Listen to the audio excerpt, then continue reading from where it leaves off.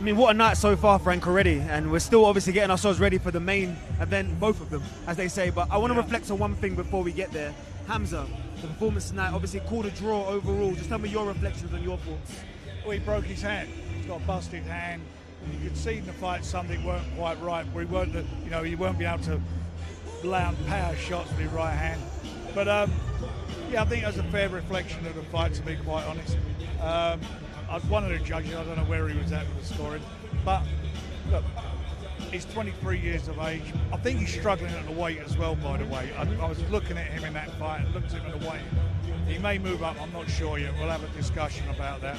But look, we could maybe even get a rematch. Wait and see what happens. But he's done well. I mean, he's moving up, come through in with a good fighter. And a lot of people didn't fancy him, and I think he gave a good account of himself, especially, as I said, with a busted hand.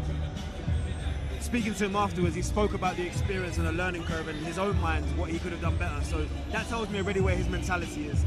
But I want to look forward really quickly, because I know that we've got a massive card right now, a massive opportunity. Joseph Parker, Martin Bakole.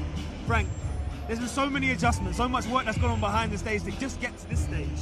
What do you take now? We're only moments away from it.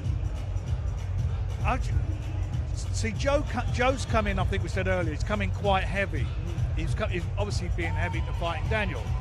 And I think if you're fighting Bakole, I think you've got to be a little bit lighter, because you want mobility. He's a big lump. He's a big guy. He's taken it short notice. He's over 300 pounds, wasn't he? 315. 315. So that's he's a big guy. He's got fast hands.